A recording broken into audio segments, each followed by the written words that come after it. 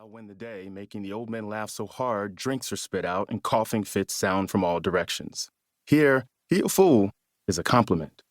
But no matter one's education or profession, the younger conversationalists are reminded that there are smarts and kinds of intelligence that universities and institutions cannot teach, that other worlds either do not value or do not understand. When these circles are at their best, you learn who your people are, where you come from, where you fit in, that you belong.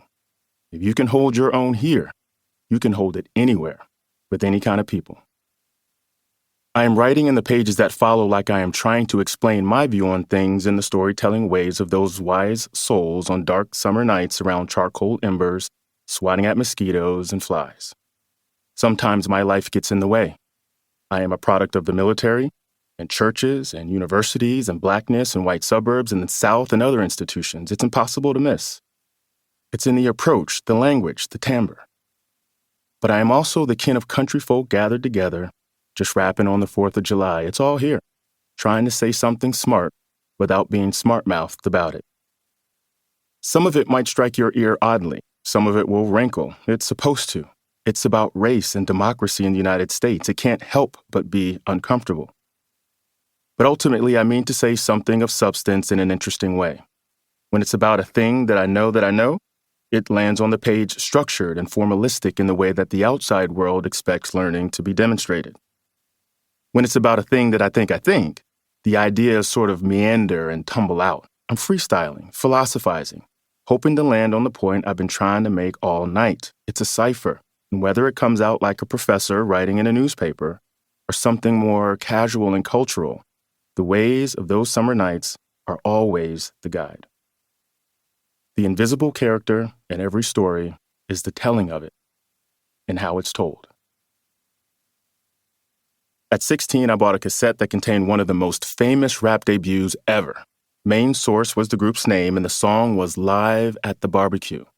The rapper Nas, now one of the greats, introduced himself to the world in that song, stringing together metaphors about religion and race and other things that just weren't said in the world where I grew up. Before stepping to me, you'd rather step to Jehovah? It was too much. So I listened to it on repeat until it wasn't.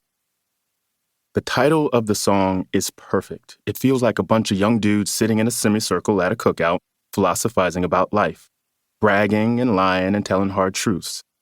In a way, Queens, New York could be Blakely, Georgia. It is summer and hot, and there's food.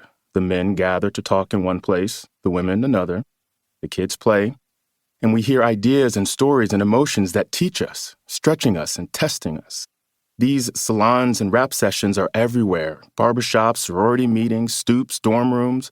But when they are in churches, in the solemn or respectable moments, the character changes. These are repasts. They're held at houses of worship following something routine like First Sunday service, or something previously unimaginable, like the death of a loved one.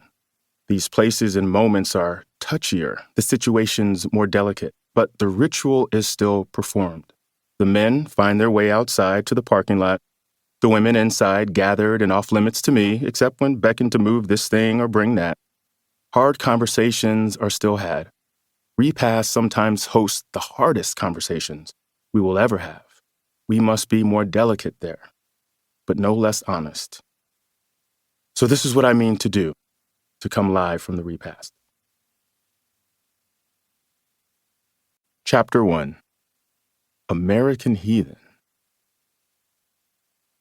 Altar call at the black church of my youth was serious business. I am sure it's meaningful in lots of ways and lots of other places, but for those churches where ushers are white-gloved sentries at the sanctuary doors, where deaconesses drape cloths over midi-skirted women who fall into the floor after rubbing elbows with the Holy Spirit, and where church fans with hip dips and Black history icons are steadily waving to cool the temples of those on fire for the Lord, altar call is the spiritual culmination of the Sunday service.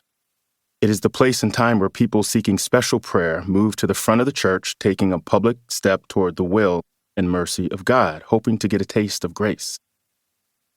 They go to lay their troubles down, to seek relief or guidance or an extra helping of faith. There is crying, some folks holler, others are calm, hushed, quietly meditating.